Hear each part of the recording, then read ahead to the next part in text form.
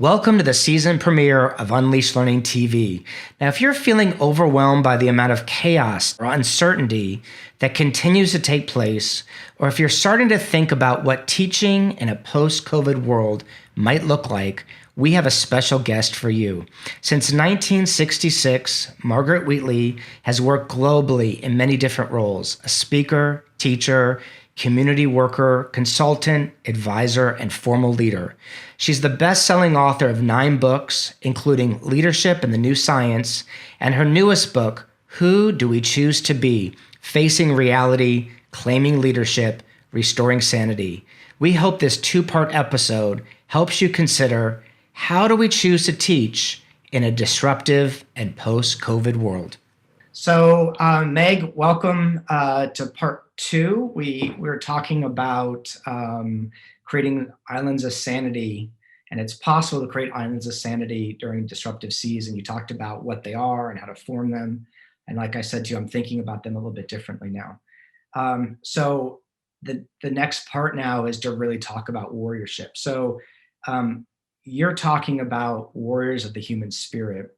For the Thank you, for the human spirit. And so could you give us a definition first of what a warrior for the human spirit is, please? I can give you several, but the simplest one is a warrior for the human spirit is a uh, decent, sane person who wants to contribute for an indecent and insane time. And warriors was a deliberate choice of words because in every culture, there are always only a few people. We're not talking about mass movements here. A few people who stepped forward to serve what what is happening, and usually there's protecting land or protecting a ruler, and in this case we're in the warriors of peace, spiritual warriors, warriors of the heart. There are a lot of different phrases for this in many spiritual traditions and especially indigenous traditions. Um, but we're stepping forward because we realize the times demand it, and the times demand self sacrifice. The times demand a few people who are dedicated to preserving community, Mm. who are dedicated to helping other people as others succumb to fear and aggression. And this takes training. It's not a lightly held role. The more we realize that we are there as leaders or activists or educators on behalf of people, on behalf of the human spirit. Um, and what is that human spirit? Well, I define it as people can be generous, creative, kind, compassionate, intelligent, caring, but it depends on the conditions around them. And so, as leaders who are warriors for the human spirit, this relates back to Islands of Sanity. We know that we're trying to create the conditions so that people's better natures, the better angels of our nature, uh, can come forward so they won't be locked down in fear, but instead will feel the invitation to contribute and to make meaning. But I use the word warrior with a lot of opposition from people saying, well, couldn't you just talk about us leaders as champions or guardians or um, gardeners, even was one said, no, warriors know that they are few in number with a great sense of purpose of needing to protect, preserve, and defend. And in this case, it is the human spirit that we are focused on. Now, you would know this as educators. You know what children are capable of. And you also know how hard it is in some cases of abuse or Mm. socialization to, to have a child understand that beneath that terrible experience and veneer is a vibrant, creative, and kind human being. But I'm sure you've all had those experiences. I think that's what brings us into education. We know there is potential in just about every child. And then you get into bureaucracy and you get into policies and you get into standardized curriculum. And it's easy to forget that you're there. You came and you felt called as an educator because you knew what children were capable of. We call that learning, but it's much more than that. I think we came into education. I can speak personally about this. We came in because we understood that children need support and encouragement, and society tells them they're stupid or disabled or inferior or the wrong color skin, and what that does to a child's sense of self, we know firsthand. That is a level of abuse that takes a great amount of effort and caring, and consistency, not giving up on the child. That's true warriorship. So I feel I'm speaking to a group of warriors right now. Makes me think too, when you're saying it again, that discussion we had about the classroom as an island of sanity, that we can create the conditions to support the human spirit, be warrior. I think educators are warriors for the human spirit, and they create the conditions where um, learners can see the best of themselves or connect once again to the best themselves, because there's a level of safety and community and And relation caring and and caring. belief, trust that inside whatever behavior is showing itself, there is a very valued, creative, and generous spirit. Mm. And sometimes, one of my teachers said, you have to stick with people. You have to be patient with people. And then he said, and sometimes it takes a very long time. So, and I keep reminding myself of that quote as I get impatient, or I say, why don't you get this? Why don't you see what's going on? To be very patient. So yes, let's just proceed in any of your questions with the fact that people who go into education as teachers are already choosing uh, a warrior path Yeah. of wanting to help young children, young persons discover their own goodness, their own possibility. And then it gets squashed by, we're doing this in a bureaucracy, we're doing this in an organization called school system. But let's go back to our initial motivation, is what brought us into education. And that was a call that is now I'm trying to revive in leaders and activists, that forget about all the strategies, the techniques, the things you've done. You have to, with increasing assaults on the human spirit, you have to be more and more focused that this is my work, to take a stand, to stand up against. I mean, you can create possibly a protective space within a workspace that's called an island of sanity, but then we go home, then Mm. we have to deal with our community. We have to deal with our politicians. We have to deal with natural disasters. Um, so we are constantly being challenged to identify ourselves as people who, first and foremost and forever, want to be those who help elicit the basic goodness and capacity that is in people, and not get lost in the fear and the grief and the outrage that is now very commonplace for all of us. Daily, daily. Seems like Yeah. daily. I want to ask you. You've said that warriors are not trying to change the world, but they do what they can where they're at. And I remember reading the book. You said warriors are where they are. They're in their organization. And Right. so, for the people that you've worked with who really see themselves as warriors for the human spirit, um, do they see their work differently? Do they do their work? I mean, I'm assuming they would, But what does that look like when they understand or have that identity for their participation?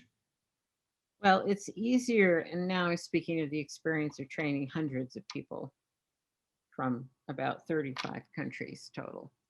Um, we see ourselves differently. And therefore, when we're in a situation where harm is being done, where um, a policy causes harm, or something is done in a meeting that is really just not right, we understand that we have a commitment now to speak up, but to do it wisely. I mean, we're not becoming rebellious, outrageous people, but our lens is different. Our lens is what's happening here. And is this helping people? Is this encouraging people? Is this oppressing people? And it could be just one person, it could be a whole team, a whole function, but we know that from time to time, maybe, and increasingly, we're going to have to take a stand and say, no, this cannot pass.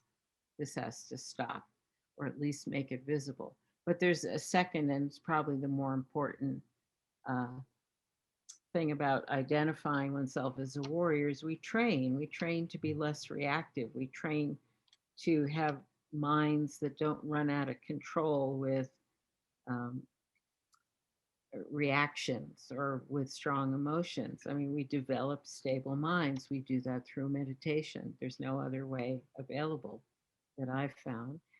And we do that through having a commitment when we are in very emotionally fraught situations where there's a lot of anger, a lot of fear. Um, it's kind of normal these days that we will not contribute to the anger or the fear. That we will do our very best to bring a presence of calm, of peace, of possibility to the situations. And I can say we've been doing this training now for 5 years. Um, that people tell me funny stories like that they're so calm in meetings. They're very present. They're not tuning out. They're very present, and they're when they have a reaction, they notice it and they don't react. They just uh, wait until they can sound intelligent again and give a maybe a useful response. But people notice this very, very clearly. Sometimes they ask, "Is there something wrong with you? Mhm. You're so quiet. You're so calm. What is there something bothering you?" But the other comments they get a lot is people saying, "I don't know what you're doing, but do more of it. I really like being around you." Or people reporting how their friends call them up and say, "Can I just come over? I just like being in your presence." And again, we can test this out in our own experience. Would you rather be with someone who is calm and open and thoughtful and rational and welcoming? Or do you want to be with a crazy person or with someone who's ranting and raving? Um, so we develop ourselves to embody presence. And that means it's more than feeling peaceful, it's actually being awake, being present, being useful because you're fully there, just as any of you have learned about the power of good listening. That's what I'm talking about here, where it's really possible to take in more information, but it's also welcoming people to kind of relax because you're not reacting. And so we're very successful in this. And it's only possible because you make a commitment to develop a stable mind and to really train so that you can see things more clearly and just be available to people. But it's all about service. It's all about serving situations. It makes me, when I read your book and you talking now, it's to me, what I'm hearing is you got to know where we are, who you are, and how to really not really, but how to serve during what service looks like during these times, knowing where we are, rather than burning ourselves out. Yeah. I think we can change it all, but this is really thinking about, and that's the, the question of the book is who do we choose to be, but that who is a big question. And and And then it changes depending on the situation. But let me give everyone listening, watching, uh, what I think are the two most important questions to ask. Um, the first question is to look in any situation that you're in and ask, what's needed here? how. What is the work that needs doing? That's very different than asking, what is the work I want to be doing, or what is the work that will give me a sense of meaning and purpose?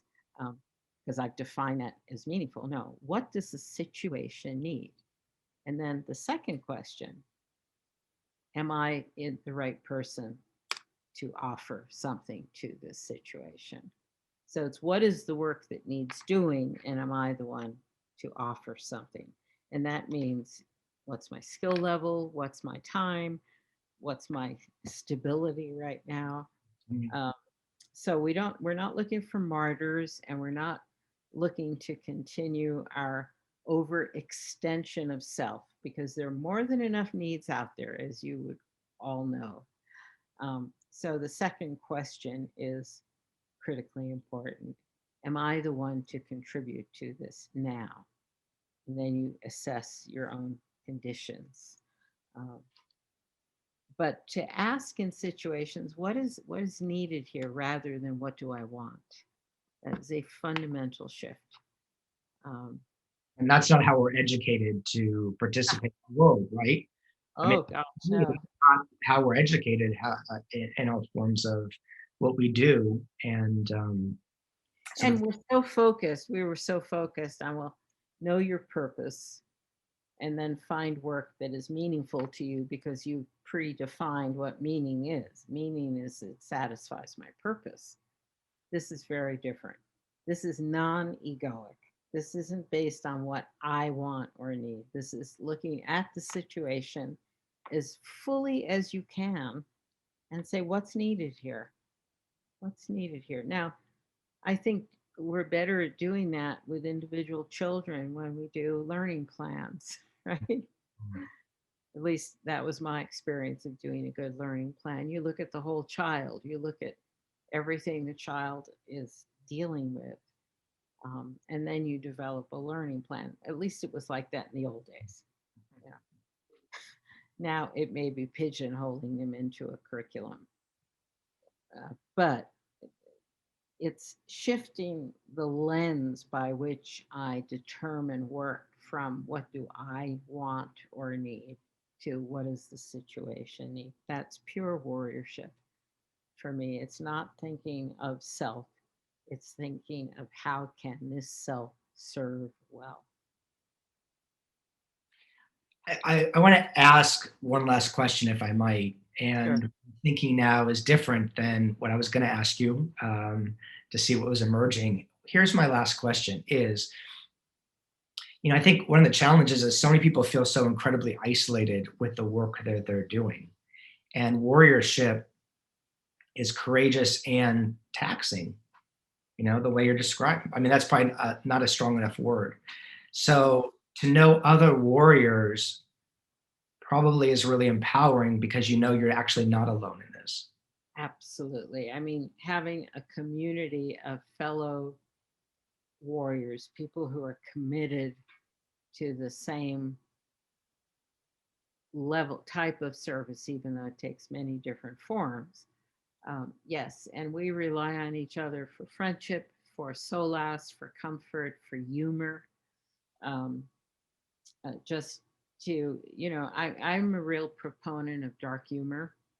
And I felt that for years, that it's only through laughing at something that you actually not only feel release, but you actually saw it clear enough to make fun of it.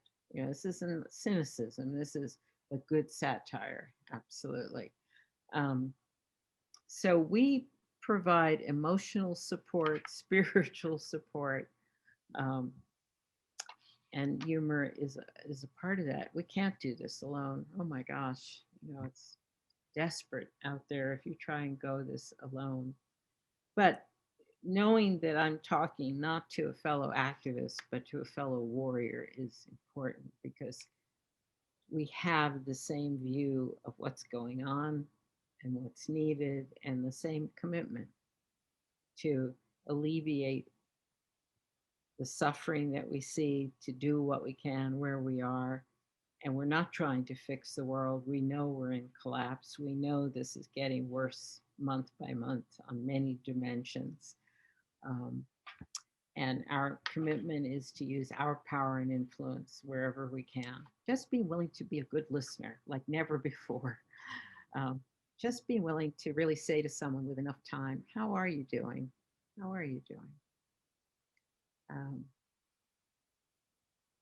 and but the direction of warriorship is toward others, and we make sure that we're sane enough and uh, nourished enough um, by our community and also by our practice of meditation to be able to continue to go into these increasingly difficult places and offer our presence. Well, I'm gonna leave with, I'm thinking about who are we at this time? What are the boundaries we're creating and the island of sanity that we're creating? Right. And we need each other in those roles, not to change the world, but to be of service at this time for what That's is it. needed at this time. That's it right there. Wish it was that easy, but it's that's the work. It's a choice. It's a conscious choice. And it's not easy, but tell me what is right now. Right. That's right. What is. It is deeply satisfying. It is incredibly meaningful. It's filled with moments of joy, not just humor, but real joy with the connection with another human being. Um, I'll just end by telling one quick story with you, if I might. And I was sure. remember we were at that retreat in Victoria, and I remember we were doing something, and at the end the lights were, and everybody was just talking. It was just like everybody was together. And I remember everyone commenting about in the world we live in, and then you had mentioned it's good because we were together. And so I mean this sincerely. This was good because we were together. Um, it's grounding for me, and I hope it will be grounding for many, many people right now. Well, that's certainly my uh, prayer for all of us because um, we need to make conscious choices about how to use our energy, our commitment, our dedication. And we can't do this alone. Yeah. And Right. it's meaningful work. It's meaningful work in the midst of this craziness and turbulence. Well, let's end with that. Thank you so much, Meg. I really appreciate the time. It's been wonderful to be with you. It always is, William. So. Thank you. Thank you. Okay, we'll be in touch soon. Thank you so much, Meg.